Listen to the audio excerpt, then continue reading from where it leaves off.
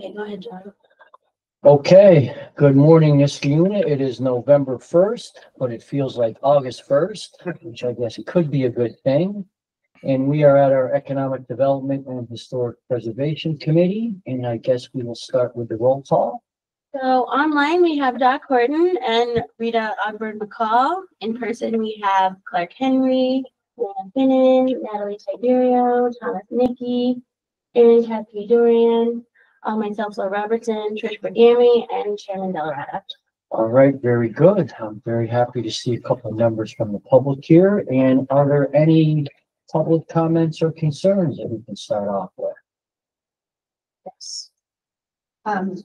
I had started this conversation with Jamie, and I believe it was her first term, and it was a drainage issue, and I think Laura pretty much knows much about it. I think it started with the school, when the school was doing its drainage project. And basically it was a long process, many meetings. And I guess what I discovered and what was alarming is I went down to Schenectady County offices, and Dave down there helped me find a map of the location of where the school was prior to its construction. And basically the findings were there were several tributaries, and my pen is pointing one. Laura, I believe you have this in your files. Yeah. I just think that since we have a change in administration, that it should be brought up again.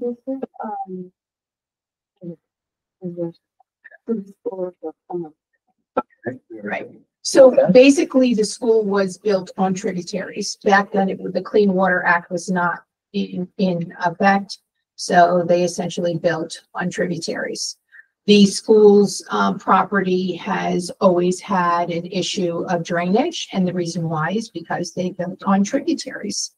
Now, my major concern was when they started the construction, there was a significant increase in water coming to the corner of my property, which has a culvert at the roadside.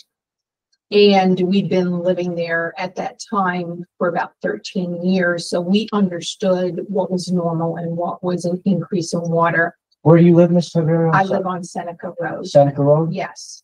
So my property has the culverts right in front at the far end of my property. So basically we started meetings with the township. We ended up including the school.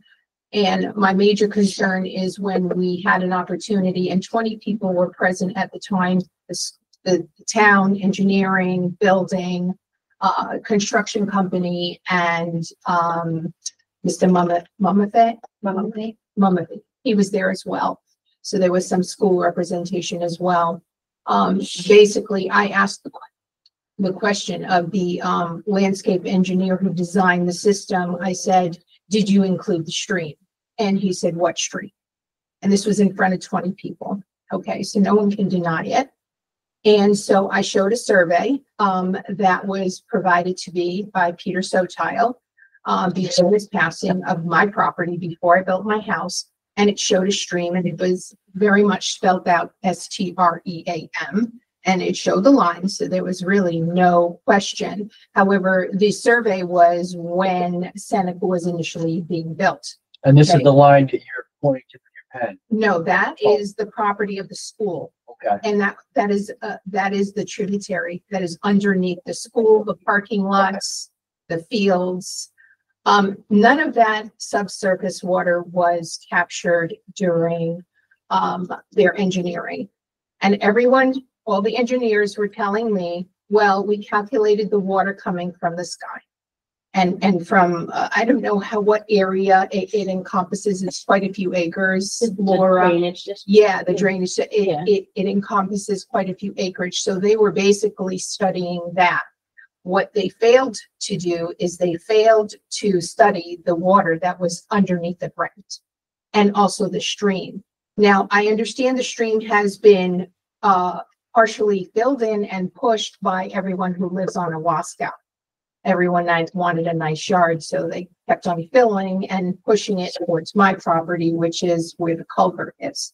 So, also, what frustrated me is when you have water coming from the sky and traveling underneath the ground towards my property, the low spot, it travels at a certain pace.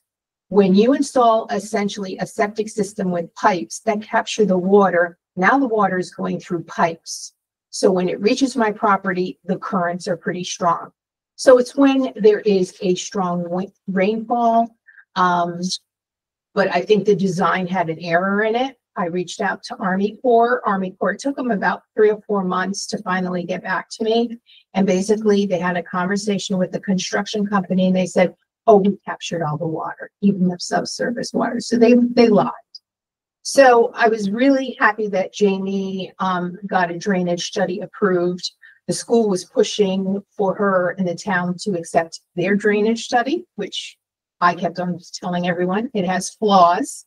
We should not be utilizing that one. And then also builders only have to go back, what, 20 years for a drainage study, Laura? 20 or 25? I think they have to take the calculations for like a 10, 20, and 100-year rainstorm. It's a little bit different. I don't think they have to go back in time. I don't really know. I would have to get back to you on that. Okay, because my understanding was some of the builders that built Campo Court in that area, their drainage study did not capture the subsurface water.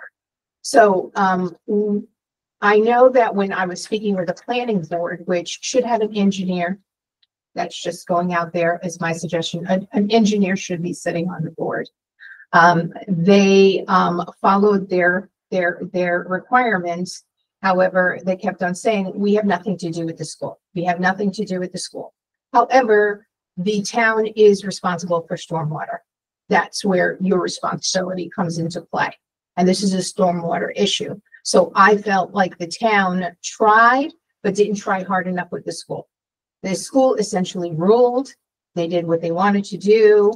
And I'm hoping this drainage study will capture that water because it's really essential. And I think we have flooding areas all around the township. And I think because we border a river, we have a lot more tributaries that were never captured. And things were built upon them, and there is subsurface water going all over the place, and no one has control, and the town is responsible for stormwater. So as a developer, I developed a property in Niskuna, which I still own. I did not walk away and leave somebody else to pay the taxes. I'm paying the taxes. So my view as being a developer is I stuck at the town. I didn't take my profits and run. So I'm concerned that development is getting to a point where it's too much. And we don't have a handle on the subsurface water. We do have major complaints around the town about drainage, but I don't think we have a good study in place. And I think because we don't have a good study in place, perhaps we should, and I told Jamie this over 2 years ago, let's put a pause on things. Look, Guilderland right now is doing a town plan. They have a partial moratorium on building, and it makes sense. It just makes logical sense. We're not trying to deter people from developing, but if it is going to impact negatively people who've been paying taxes here for years, I think that should be taken into consideration. So I'm pushing for a pause. I'm pushing because I hear there is a town plan ongoing. I think it is something that is overdue, but I'm glad to see that it's happening.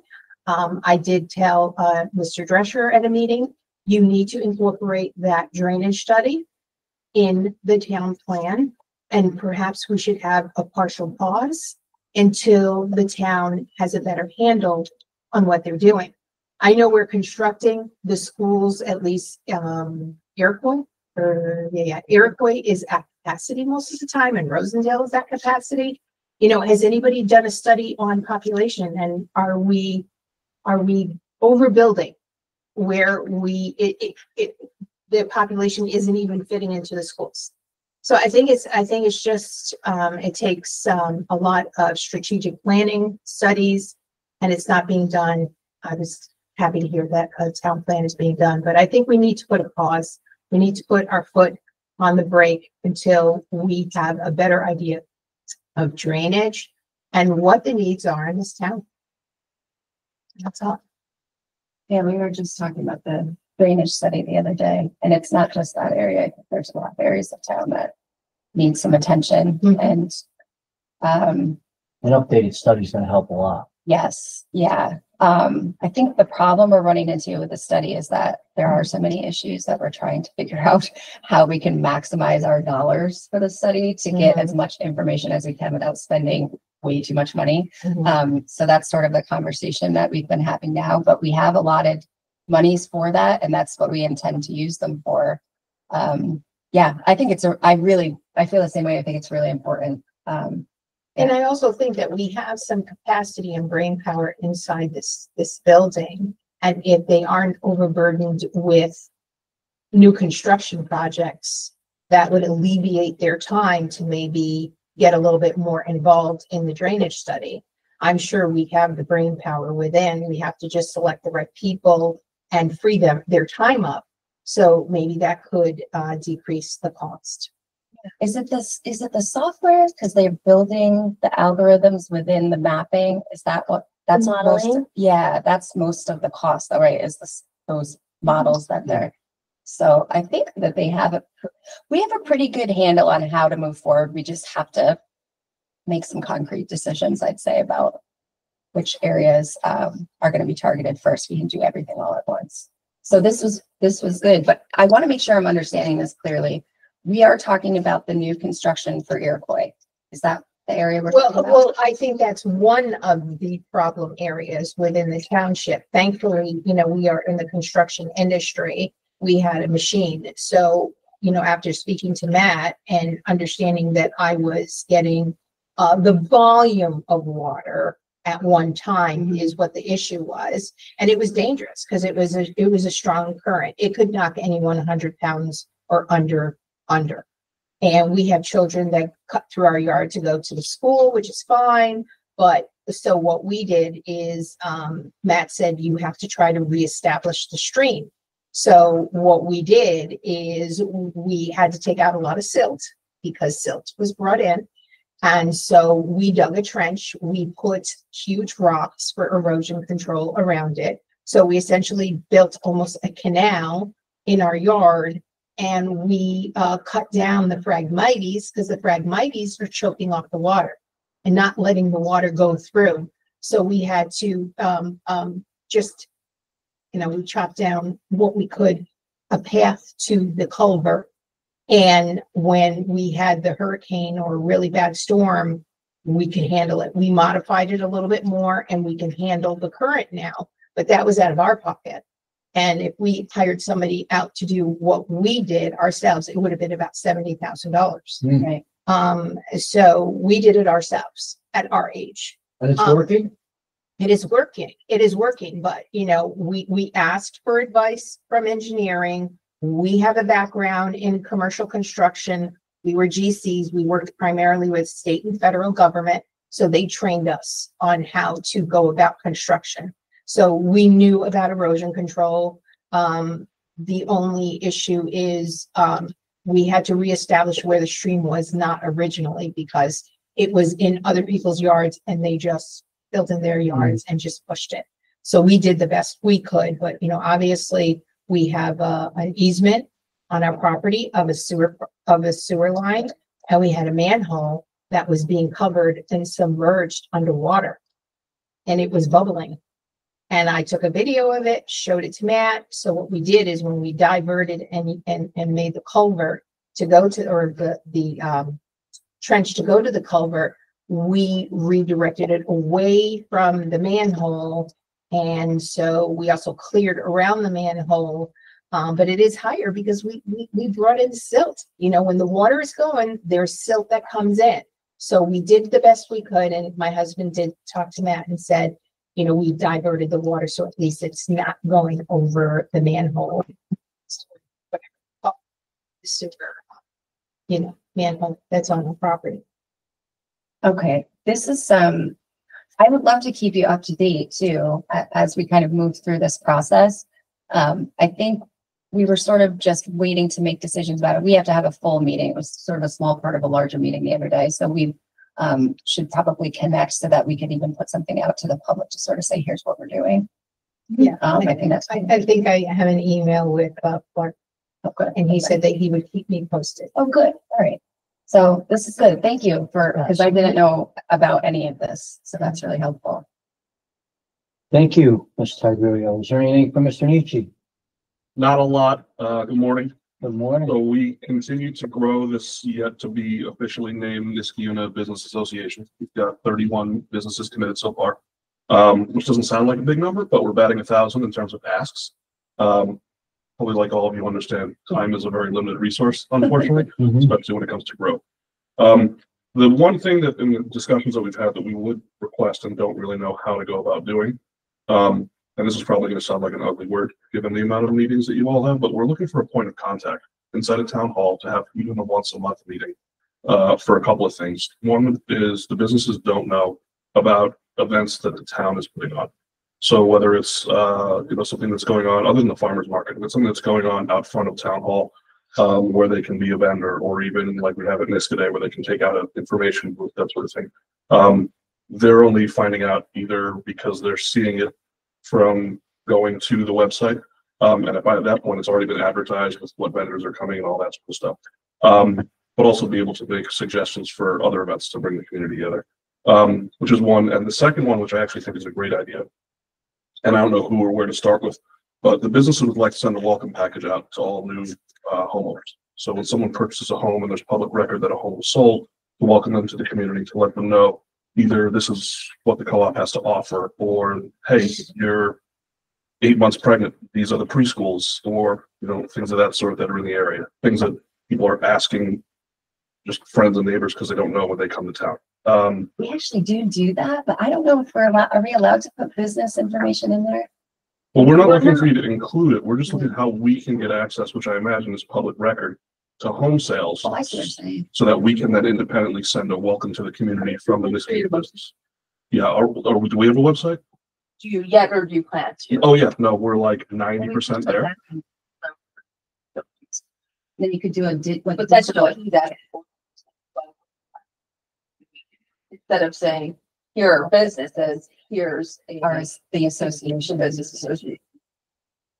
Our site is relatively comprehensive. It's where to volunteer, how to volunteer. It's where events. Like one page or something, we include the information for the association, you know what I mean? And then the property owners can take it upon themselves to look into it. That way we're not violating anything as far as, advertising for certain businesses. We don't always report how to get the public data, because You want to reach out to them. well, there's a difference between sending somebody a link, giving someone something physical and tangible that showed up and they'll say, hey, we care. I think she gets. It's different than when we have it, versus giving it to the, usually for something like that, I think they do. It's like every so often, like we have certain groups that do it, but they have to say it's not for Emotional use or something. Let's look into like what would be like a good legal mechanism to do that, and then we can kind of figure out what that process will look like. But I love it. I love these ideas, and I love the idea of having a liaison. I'm even thinking like Jean or that's what I was Lori. thinking. Yeah, But Jean seems like it's for community purpose, because they are. community event purposes. They Yeah. seem to be And a senior center staff. Secretary, like your secretary. Yeah. Yes. Yeah. If you know any secretaries. I need one. So as soon as I get someone, that would be good. But I wonder if is that too much transition, because term to term that it would change. You see what I'm saying? That's why I was thinking somebody that. So let's work on that, and then we can kind of figure out a way forward. But I like that idea. Even if you did like sort of a monthly lunch and learn meeting, so everyone doesn't need to be here, but you could be face to face saying, here's what's going on. I think it's a great idea. Area on our website, it's almost done for the businesses who are involved. There's a job posting area so that local businesses can hire local people. We are more than happy to share job postings at the town, even though the town is not. I know sometimes just in listening to these meetings, filling roles is a challenge. Overtime Yeah. due to lack of filled roles is a challenge, things of that sort. So you can certainly discuss it internally and decide if there needs to be a very clear black and white line, or if we can share that sort of thing, but, We can't post it. Oh, no. No, have they it. can post our job post. Okay. Job postings, we can basically. The more people they reach, the better. Yes, the reach will be great. So, Yeah. That's what we need is like targeted reach to like people in and around the area. But we put it out online and it's like, we get a lot of weird things. We do. But also depends because every department's different and how they are able to hire best hire or best reach people for applications. our target launch for the site on January 1st, because we are spearheading the luminaries December 24th again, which is not a small project. So that's it. Thank you, Mr. Thank Michi. you. And 31, Nikki, right? Correct. Yeah, That's all right. Nikki done. oh, Nick with a hard C. Yeah. Okay, there you go. That you remember any of it is fine. Thank you. And 31 businesses is a very good start. Yeah, we, there's actually more than 200, because we took into account businesses that are in this unit, but then we also added businesses that people, not just businesses that employ people in this unit 50% or more, but people who live in this unit who own businesses elsewhere. So let's say you live in this unit, you own a business in Schenectady or Del Mar or Sure. Gilbertland, wherever it happens to be. That number grows real quick. So, the idea, of course, is keep your focus, attention, time, dollars, etc., with the people who. Excellent. Very good. And thank you again. And I believe that brings us to the October 4 minutes, unless there are any other public concerns. There's nobody online from the public, is there? Okay. That brings us to the October 4 minutes that are included in the packet. I will make a motion to accept those. By Mr. Yeah, I have to change Dr. Horton was not virtual. Okay. So on page 1, up in the top, right? Yeah. We're just gonna strike the word virtual under members present. All right. Thanks for very catching good. that, Doc. And with that change, I will make a motion to approve the October 24, 2024 minutes. All in favor? And they are approved. Aye. And that brings us to our resolutions. Okay, so my sort of carry forward resolution right now is the resolution to make a secret determination and call for a public hearing on amendments to the zoning code. Although I know we kind of have been bouncing a little bit back and forth with this, I do think that we keep making it better and better. Chuck helped us make some forms so that we could figure out how we would implement this. It led to a couple more code changes to make it better. I believe Ellen is meeting with a couple of the town board members on their questions, right? One in particular. Yes. So I think it's ready. I'm hoping that it's ready to be called for a public hearing in short term. I think the goal now would potentially be November 6th to put it Well, on. yeah, so we're gonna have a special meeting on November 6th for the budget public hearing, so we'll just add this as a resolution to that. Excellent. Good. We definitely want to get that enacted as soon as possible. Public hearing would be at the meeting, the regular meeting. All right. I put a secret determination in there. Yeah. Oh, okay. All of a sudden I was like, did we put secret in there? Okay. I have good. it from like 2. For a while ago. Okay, good. And then the only other thing is I haven't heard too much about this, so it may just carry into December. But the resolution adopting the town logo, I checked in with Marie and she was talking with Jason and Bill maybe about the additional. I forwarded to the rest of the board some rough sketches of other logo designs. And I think we were just sort of looking through them, trying to figure out what the best next steps are. Okay, It'll probably be December. Okay, so should we not even put it on the agenda meeting? Yeah. It's short. I'm John. Yeah, I think we're making too much of this logo stuff. Our meetings in November are short together because of the holiday Right, and there's only our a time week period between. for which we have to pass the budget. So it's a lot earlier in November than it usually would be. That's what the only reason why I'm saying December. All right. I'm of the opinion we should just go with the committee's recommendation, but if the board wants to do something else, the sooner the better. I mean, what I heard at the meeting is that they were looking for additional. Like, I know, I understand your position, John. I just don't know if the majority is of the same opinion. Somewhere in between both of the sides, like I do think it's important, you know, in the sense that we want, you know, at least some kind of consensus about adopting it. But I know Bill has had a lot of like private interaction or personal interactions with his constituents, and they are, you know, they want to see more, I guess, basically. Yeah. So, but we're never going to get a consensus. And that's sort of where I am with things, is that you're like, at some point you just have to say, this is it, and we're moving forward, and there are going to be people who don't like it. And yes, that's kind of, I agree, especially on something like this. It's not going to impact the town hall operations. Right. Okay, but we will do the best we can. Well, I'll email you on that, Laura. Okay. Yeah. Copy Elena and then she'll just. yeah, maybe I'll have it, and I might have it on the agenda for An update. or it could go on finance as an update. Okay. I've sent them a lot of emails about the budget, so I'm sure it's lost in there too, and it's just been like. Why don't you put it on finance for an update, so that way we can get it and then plan for December. Okay, so I'll put on tentative for December, and then I can. Or talk about it at finance. Yeah.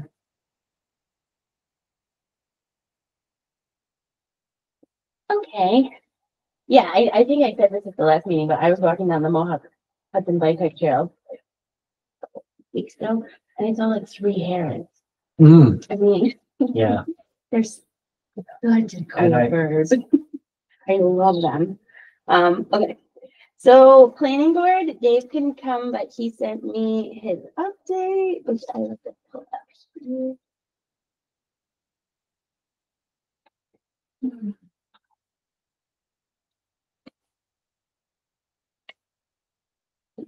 Really happy. Okay.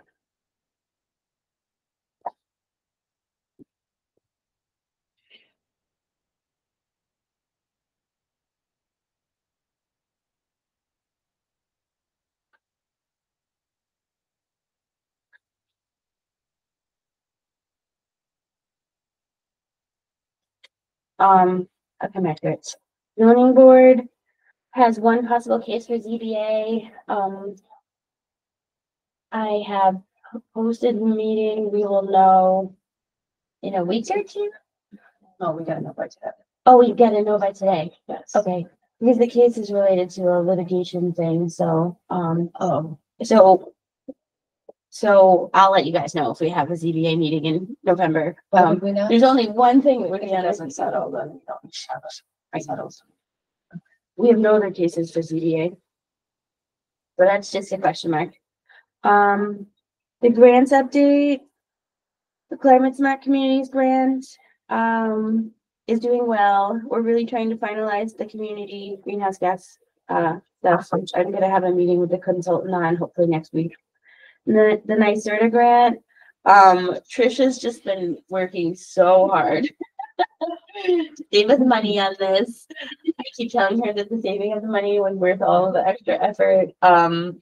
Okay, this is the landscape lighting. Yes, because if you order it from like Granger or a couple of the like places that are used to doing business with towns online, you can't get as much as if you get it from Home Depot, and it's the exact same stuff, but Home That's Depot right, we needed their. not use our government. Yeah. So Trisha's been running like certificates over there and redoing the quotes, and then they get it all done, and then they don't have something in stock.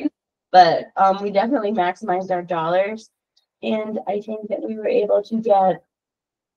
We're gonna the CDRPC reminded me of this. We can also submit this to get more points under the clean energies community. okay. Yeah, so we'll, I mean, it's definitely worth it. It's just been a lot of work. But I mean, we were thinking that Thank it'd be you. delivered like what, next week? Yeah, I think so. Oh, okay. Yeah. Oh, that's great. Yeah, that'll be great. And they felt so bad because she's been running around really hard to get it all working out, that they're delivering it to us for free. Oh. Yes. But Awesome. working really hard on that. So, All work pays off sometimes. Mohawk River Watershed, NRI grant, we did our last walk, it was very successful. So the consultant just needs to write everything up. That's looking good to close out, by the end of this year, hopefully. And then the linkage study, which is our study for Route 7, trying to see if there's, complete street treatments and things that can help traffic calming and safety and better neighborhood road.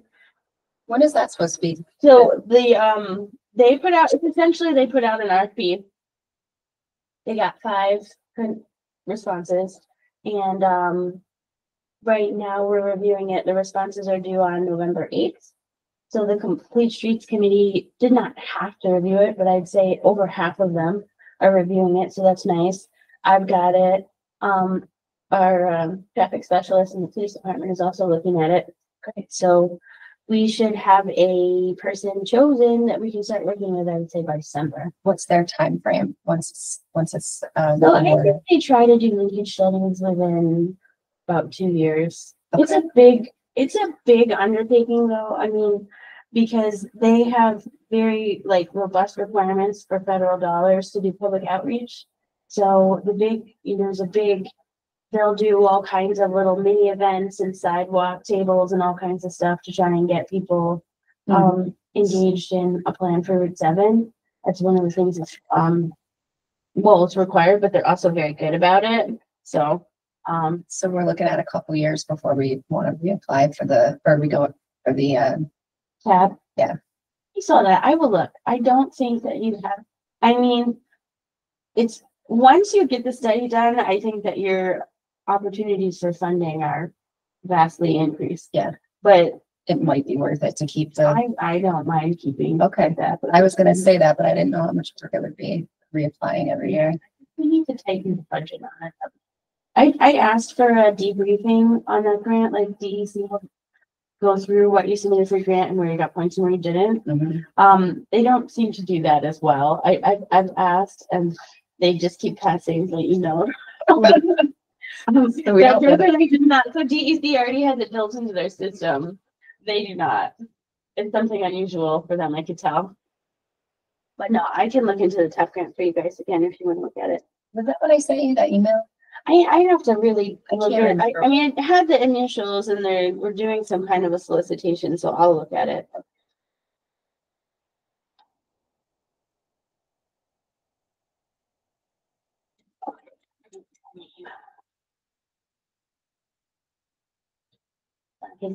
Oh my gosh, my computer. Complete Streets has very excited about the 2024 sidewalk products that were approved by the town board. I'm talking about them. I met with the design engineer on last Friday and they are starting survey this week. And I am sending letters out to people who are adjacent to the sidewalk projects. Okay. I sent out the 2 on Palmer already, and I'm hoping by the end of today to send out sidewalk letters for Birchwood and Greenwood. They have to be modified a little because we are not constructing that sidewalk. So I just want to let them know that we're doing the design and why we're doing the design and who's out in their neighborhood so they know. Okay. So this is just like the heads up. People are going to be surveying. Yeah, just so that they know, because it's usually a crew, you know, and it can make people nervous. So, and I like to give them my contact information so that they can call if they are like on a sidewalk. Then I can hopefully change their mind. And then Complete Streets got referred by the police department to look into the e-bike issues. So they had a really robust discussion at the last Complete Streets meeting. They've done some research on what other towns are doing, what the New York State law is doing. They're a little split on what to make as a recommendation. Yeah, but this is tricky. Yeah, so we didn't finish at the last meeting. We're pulling it into our December meeting and then have some guidance for the town by early January. Okay, finally noted. Dave's planning board presentation, he wanted to let you guys know that sort of the active projects that we've talked about already was the zoning code updates. For new projects, we've been working on 2339 Troy Schenectady Road. That's Harry's Mobile. The applicant, tabled their project at the 1021 meeting, but we still had a large number of people in the audience who were attending and listening and spoke about their concerns with expansion of a pre-existing non-conforming use there. Some of the issues they have with sightlines on that corner. Some of the concerns they've had with that property over time. It's tabled though. He tabled it for the 1021 meeting. He is coming back on the 1118 meeting with a formal presentation, yeah. And so that ends up being a recommendation to the zoning board, because it is an expansion beyond what is allowed under the existing zoning code. It does not end up going to the town board, but people get they definitely pay attention to that. I would expect for you to hear about it, and if you want to see more information about it, just let me know. That sounds pretty good. Yeah. I know what the deal is. Still waiting on 929 Pierce Road and 1045 Palmer Ave subdivision. We did hear that Palmer Ave subdivision had hired an engineer. And 929 Pierce Road had tried to acquire land adjacent to their property and unsuccessful. So, and then his last point, commission business. The two new planning alternates were appointed by the town board. They actually both sat at the table at the last meeting. And still looking to assign them as liaisons to other committees, and still looking to appoint a vice chairman to cover for projects when the chairman is not available or recuses. I don't know if we have to put that in our bylaws, or we can just do that at the planning. Oh, so we'd have to put them in the bylaws or in the code. Never that easy. Come on.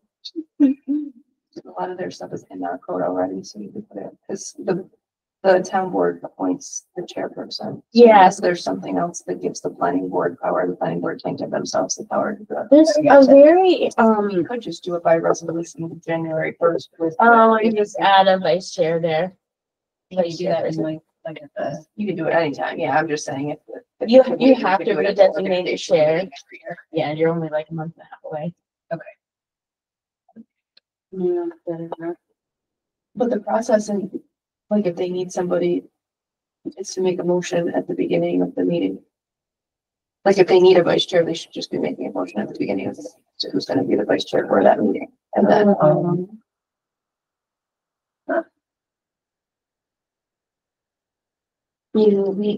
Clark and I can talk to Dave about that. I didn't realize that's how they did that.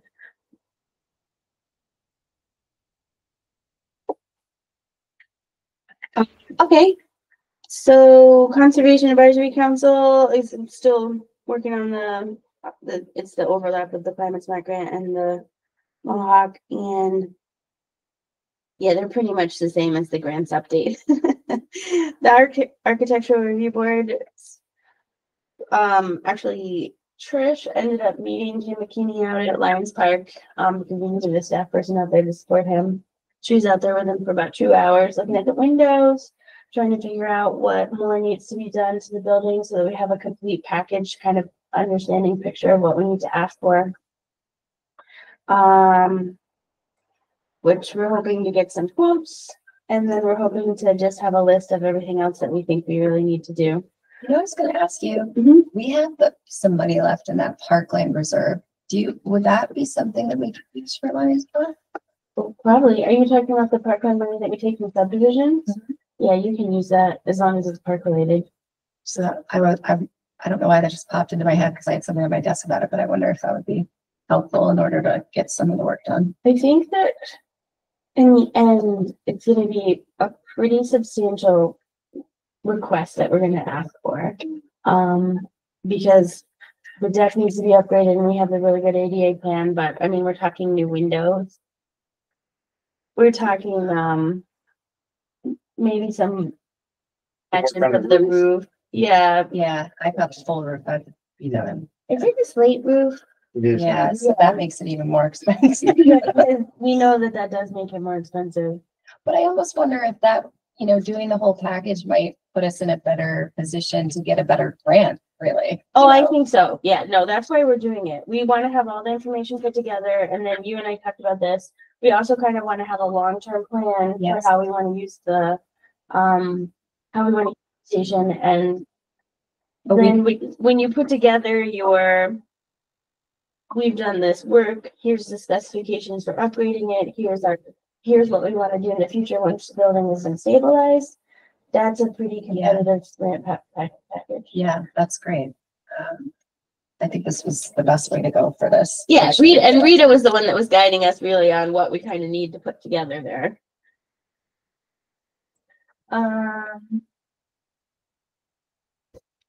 The comprehensive plan committee, I said this, I think it's a budget. I've pared down the RFP. I'm gonna pass it out one more time. Put it out in early November, so that we can award it in December and use the funds that we have for this year so that we're not carrying anything into next year. And then, if I can make this up in meeting, which it looks like it will, Clark put together a little statistic slides. We had this actually we had this for one of our summer meetings, and it was so long we ended up tabling it. So he's updated it to September. Pop up here. I'm going to show you a different one so I can make that full screen. Hold on.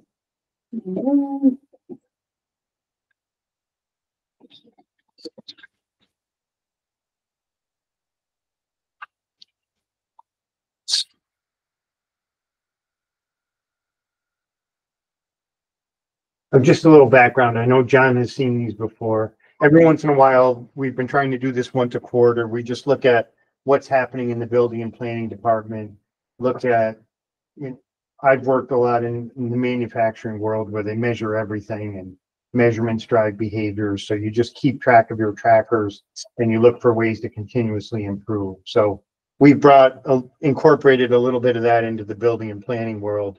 So what we've done is we take a look at this year and we compare it to last year, and then we average the nine years, in this case from 2015 to 2023, just to look at the trends and see what's going on. It can help Laura plan for the future and things like that. So we look at building permits, the permit fees that have been collected, the project valuations, how much was involved in a building permit project, what type of work was being done, then building inspections, and then complaint inspections, which I always kind of think of complaints. We're a complaint-driven enforcement department to a way. So complaints, maybe you don't like to see complaints from one perspective, but on the other hand, complaints kind of hold everyone to the zoning code and to the high bar that we like to keep for Niskayuna. So we don't necessarily view them as being bad. It's everyone helping enforce the code, really, in a way. So just as a summary, through September of this year, building permits are up about 11% over 2023, and they're up 10% over that 9-year average. So to me, that's a good thing. That means people in Niskayuna are investing in their properties and maintaining, the beautiful community that we have. So that's good to see. Permit fees are up about 46%, which is up. Permit fees are a function of the cost of the work that's being done. So it's kind of natural that with more permits, you're going to see fees up. And with more expensive projects, you're going to see the fees up as well. So the project valuations, that's how expensive or how involved the projects were. That's up 88% and up 85% over that 9-year average. It gets a little murky because you've got Rivers Ledge and other big, commercial projects mixed in, but it's a good sign that the community is being maintained in a lot of ways, both by the residents and through some commercial type use. So building inspections are actually down a little bit, 7%, and they're down substantially over that 9-year average. I think that's because some of the bigger projects like Rivers Ledge have so many inspections involved in them that as they start to fall off the chart, you see a pretty significant drop in building inspections. Like a roof permit or something might be one inspection where other projects might have 5 inspections. So the total, that's why you're probably seeing some of those drop off. And complaints are down 2%. They're up 24% from that 9-year average. And, you know, we didn't dive any deeper into that to see. But then we just have a bunch of charts. You can see here, we can blow through these quickly. There's 2024 in blue going through September. Green is last year, and then red is that 9-year average. So you can see how we generally follow the building cycle of the warm weather. This is all of them mixed together. Here's COVID, you know, bringing things to a real standstill when that hit. Yeah, and then the year after COVID, where the giant Right. onslaught of Yeah, project that was hit. really interesting.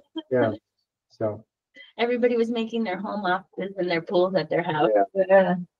there's permit fees. You can see they're up a little bit, up quite a bit over that average. This is the valuations of projects. So that was a huge spike because there was a big kind of payment from Rivers Ledge. Yeah. It makes that stand out so much.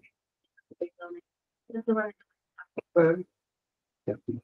So there's building inspections. Yeah, there's that 9-year average. You know, we are down a little bit on those. I think that's just the impact of a couple big commercial projects that had a lot of inspections.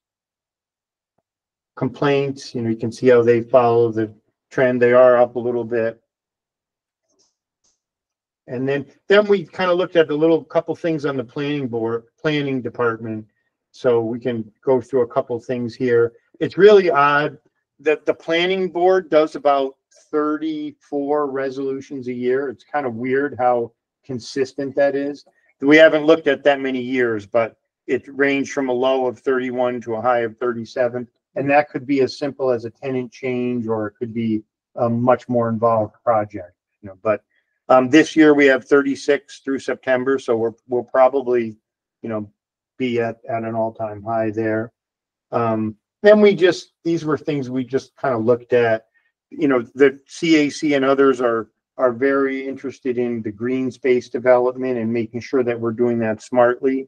So from 1999 through 2024, we've developed about 125 acres, and that's kind of a loose definition of, we looked at a project like Rivers Ledge, where if that developed a significant chunk of land, we added that. If someone added an addition to their house, we didn't count that. It has to be like new land that was subdivided and developed. And in all those things, we have a table in back. You know, we were just looking through them, and we really think they've all been developed pretty smartly. Like Kelt's Farm used an average density development, which set aside more land for public use and brought the multi-use path through. Mm-hmm. Some other lots where they could have been divided into many more lots, they've only divided them into 2 lots, so they've kept them pretty open. Mm-hmm. So even though some land has been developed, I think it's been very smartly developed, which is good. So that's just showing the resolutions. That's our list. If you go to the next one, Laura. Oh, sorry. So that's just our list of projects that we counted in there. You know, the 2 things in 2024 so far, there's a 3-lot or 4-lot, it bounced around off 2890 River Road. And then GE Vernova is developing a new building. So I guess we did count that, but that's just something we're keeping our eye on. Sorry. All right. Then just another thing, wanted to do a quick shout out to Trish. She's brought so much to the planning department, and just a couple things. She's done a tremendous job helping organize the office. So she and Dottie scanned 4 4-drawer file cabinets worth of files into Laserfiche and have stored them downstairs. That's taken a tremendous amount of clutter out of our office, and it's really given everybody a much better working environment, both people who come in and the people who work there. She scanned 28 file boxes of building permits into Laserfiche and stored them downstairs. Again, that freed up all kinds of clutter. And that has a real impact on everybody that's working in there. And she's working on Laura's office now, taking some stuff that had been in there for a long time, even pre-Laura, and organizing that and moving it out. That's a big undertaking. Yeah, really nice. Yeah. And every time she scans something, she goes into Laserfiche and sees that maybe something that she didn't scan that's in there is incorrect. And she goes and fixes it everything. Oh, So not only is she like scanning the paper document, she's also fixing the electronic ones. she is organized. I remember when you were going into the website, and you were like, "What is this? All these files in the background, not in a folder." I'm like, Couple other things we're focusing on in the planning world is trying to beef up our upfront communication on any fairly significant project.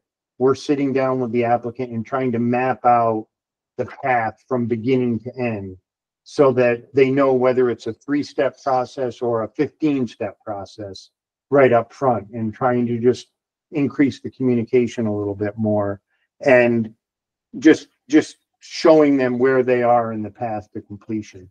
And then on planning board meetings, we're really trying to pay attention to our comprehensive plan and referencing that on every project. So the board and the planning office looks at the comprehensive plan and make sure that we know how that aligns, how each project aligns with that.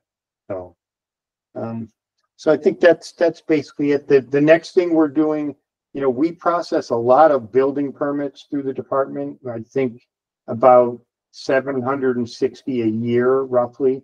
So we're flow charting that whole process to try to make sure we look for ways we can eliminate waste or extra time. So there's something called, if you back up one, Laura, it's called a value stream map, where you map out each process, each step in a process, and you look for things like where something is sitting and waiting, and you try to eliminate the waste. And, you know, like manufacturing facilities use this a lot relentlessly to just drive out things just sitting in a pile where nobody knows they need to work on that, and try to streamline the flow. So we're trying to map that out.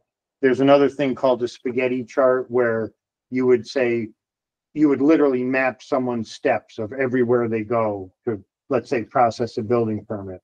If you have to walk over to engineering, you show that. If you have to walk downstairs to do something, you show that. So it's all to just try to minimize all those steps to make things flow through quicker. And what we're really focusing on right now is making sure that when building permits come in, they have all the information they need so they can just flow right through the process. And if you go to the next slide, Laura, this is our process map of a building permit. And anywhere in red, that's where it can go into a little holding bin.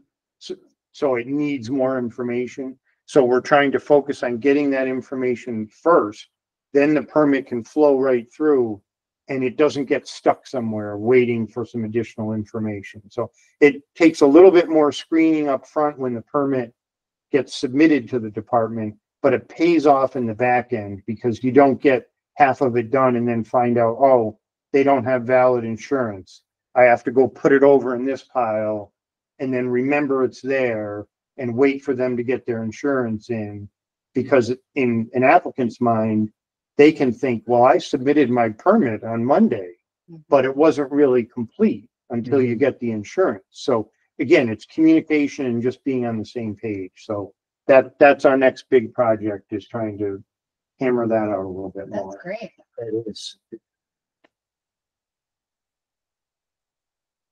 That is. That should help, Is there a version of this we might be able to like put on the website to sort of show people the process and maybe where things are getting stuff, so that maybe they're looking ahead of time? Yeah. I wouldn't know. I think it'd be very good. Yeah. Yeah. Definitely. excellent. So then lastly, just the planning department. So we have the ongoing drainage analysis and coordination with water, sewer, engineering, and highway that Erin had alluded to. Clark and I just had a meeting letting her know the two big responses to our RFP that we have and what the two paths are. Do we have a time frame on that, or? So I think things got confused with this because we were where the funding was put was in sort of an odd place. Not odd in the sense that it was wrong. I just think we didn't know that it was there. A couple years ago, Jamie and Beth had consolidated all of the drainage districts into one, which resulted in a fund balance sort of sits there, and we do pull some things out of that, there's some allocations for people and projects and equipment and stuff that comes out of there, but there's not really that much. So they had a really decent fund balance they had set aside $300,000, not knowing how much these drainage studies were going to cost. And it's still sitting in there. So we need to figure out what the best way is for us because I don't see us rushing to get it done before the end of the year. So we have to figure out the best way of like rolling that forward. I think that's Janet. Yeah, I can't remember if I asked Janet or not, but it's definitely on my list of Janet questions. So Vendor. We have two. So we went through the whole goal process. We went, and it wasn't that we actually tried to expensive. get 3, but we only got 2, but as long as we tried to get 3, yeah. And then there are 2 different approaches. One is very comprehensive. One thing, like what they do is they actually model the world of Niskayuna without any houses and impervious surface to see where the water wants to go. And then they put all the impervious surfaces in and the infrastructure and see where those pinch points are and what you can do to alleviate them. It's a very robust model. It's quite a bit more expensive than the other one. That was the one where you pay every time you do an event, right? Like you say, if we build this property and this event happens, here's what happens. That's that one. But we think we could also even use it at planning board and stuff like that. That's the one that then that's the one that we're talking about, that it's expensive, but over time it would be absolutely worth it, especially, model. Yeah. Well, that's what I'm saying, right? Yeah. Like if we have it there, so maybe we could come up with some way of unwrapping what those costs would be over time and then kind of go from there. But Yeah, basically what we've done so far is we've looked throughout the town and tried to identify hotspots like Seneca Road. Then we reached out, we put together an RFQ, we put it out to some engineering firms, we got some responses. We've been having a good ongoing dialogue with a really top shelf firm that's probably done 3 mini presentations for us. And they're the ones that Laura spoke about. They just have tremendous software. The town has a program, an analysis that was done in 1991 that looks like it was really good for the time, for 1991, the technology that was available. And so we have that as kind of a reference. And now, a top shelf firm today, just the computer tools they have are amazing. Yeah. So they literally, like Laura said, they build your town, then you can put any type of rainfall event you would want on it. It starts with just the topography showing where the water would naturally go. Then you add in where all the structures are, where your stormwater system is, and they can just refine it and refine it and refine it. Then you can do different scenarios of what if I change this area? What if it look like? Things like that. Wow. That's my How do they calculate subsurface water? Because you said rainfall. And I think everyone is looking at rainfall and no one is looking at. they start with subsurface, don't they? That's a good question about true subsurface. We have to ask. The That's a good question. tributaries are existing all throughout the town. Yeah. And I think that's what's leading to the drainage issues. Yeah, They're Yeah. not being looked at. yeah, but we can definitely bring that up. Now, that's probably going to be more than what we have so far in that budget, right?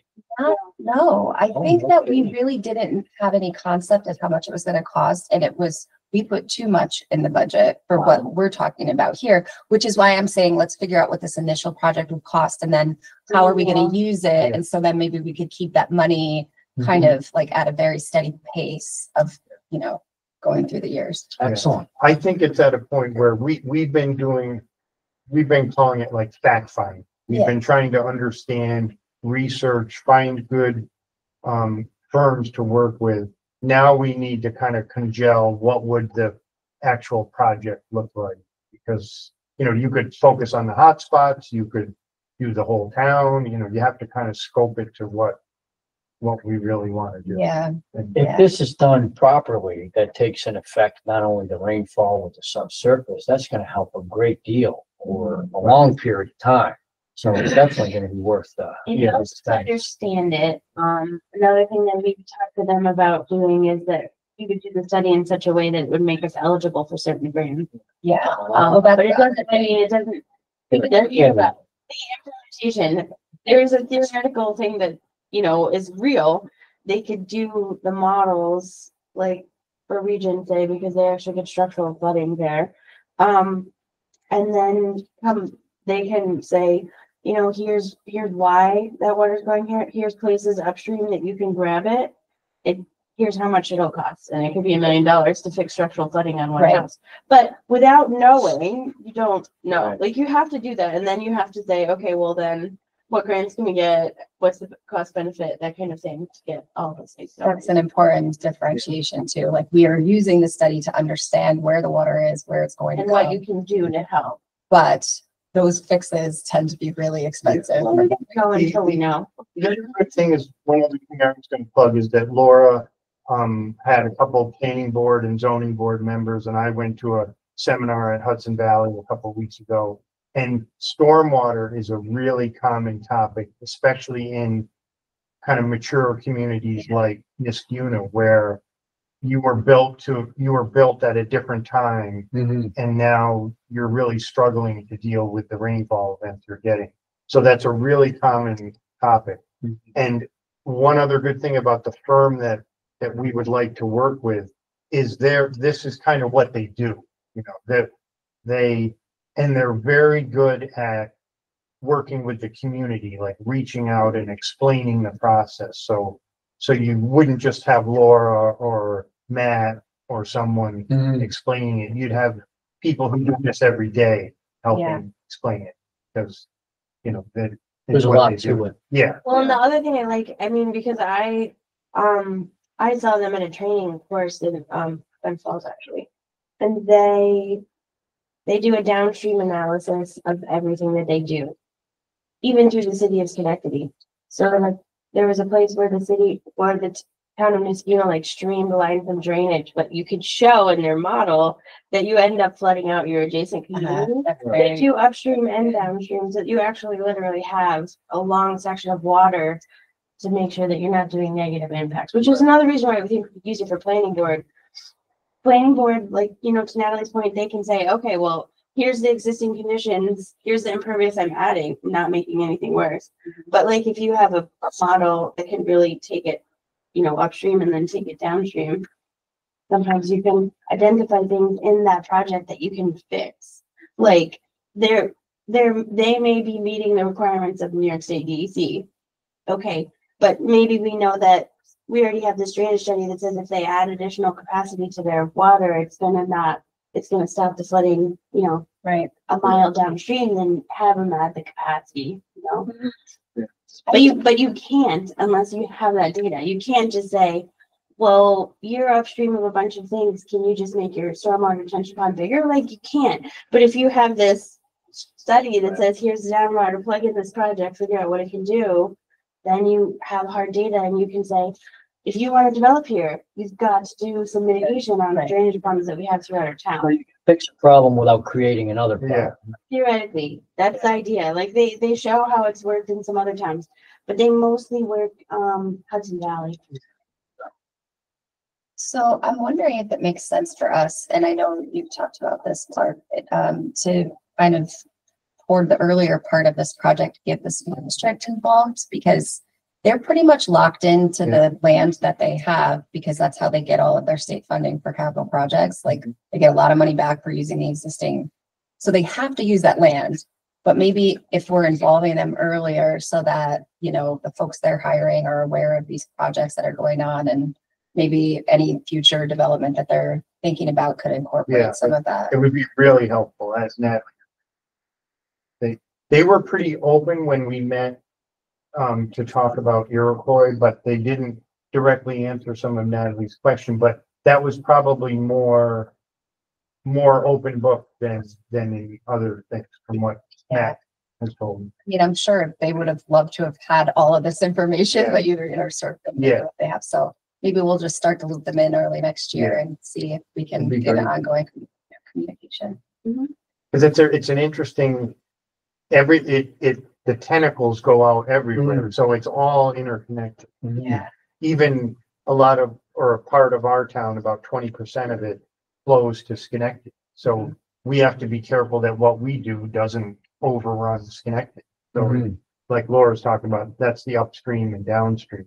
You know, that's another interesting idea, because what if we started having a more countywide conversation about it? Because there might be spots in Schenectady that could help us, that we could route water to, that it might be a less expensive project than if we Right, did it here. right. So that's another Mhm. thing that I'm thinking we should probably do.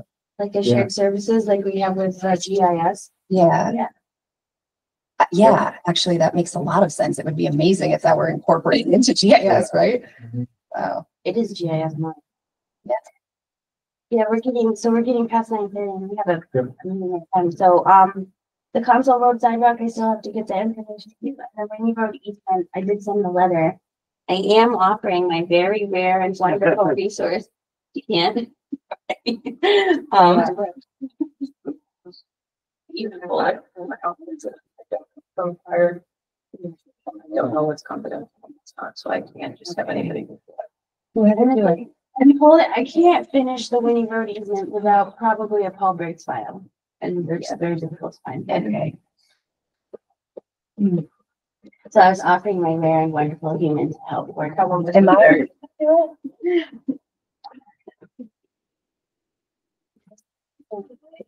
Figure it out. I don't mind digging for stuff. Yeah. It's just the way that they were left mixed in with personnel and, Yeah. you know, certain things that. Yeah, remember how he might be a confidential secretary. I think you are, but Oh, not me. but yeah, it's I have like very specific legal ethical yeah. things that I'm not, you know. Yeah. I appreciate it, but I need to look after my own license. Yeah, no,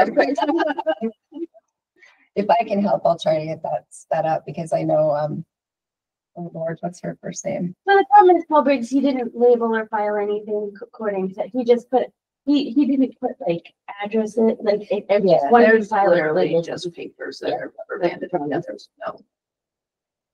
It's not sorted. It really needs a trick. Yeah. Give an addendum to my title. It's very confidential for a month. Okay, so Dr. Horton, did you have anything you wanted to add? Well, I just want to simply say that at the last Metroplex meeting, I praised Ray for his presentation to us last month, and I also indicated just how important the work that the Metroplex does for the town, and I thank the board again for their contributions and support. And they were very appreciative of that. But other than that, I don't have anything else to report beyond what Ray reported last month. Okay, thank you so much. Elena, do you want to add anything? I don't think we resolved the one matter that we had pending in local court favorably, got the property into compliance on State Street. And I am just working with the planning and zoning board on possible settlement of litigation that came out of the zoning board that's been in the works for about 2 years. So we're either going to proceed with oral arguments at the appellate division in a couple of weeks, or we will be settling probably next week if that's about. Very good. Good. And then Rita, do you want to add anything, Rita? I think you're muted. Yeah, you're muted. You're little.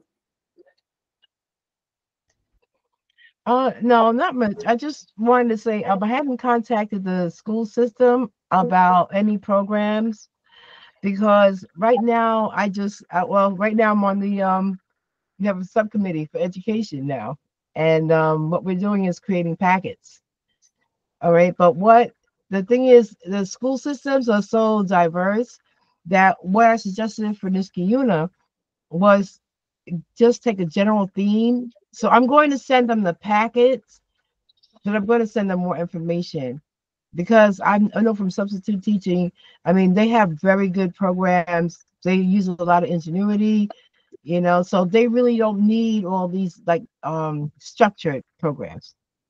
We can give them the once they know the themes and everything, they can introduce it into their program. And I think it works out best for them. Okay, that sounds good. And then quickly, we did have a sort of a historic preservation comprehensive plan meeting with Rita and David and Dart, which I thought went really well. Clerk was there virtually. So we're gonna start tackling the historic preservation chapter of the comprehensive plan.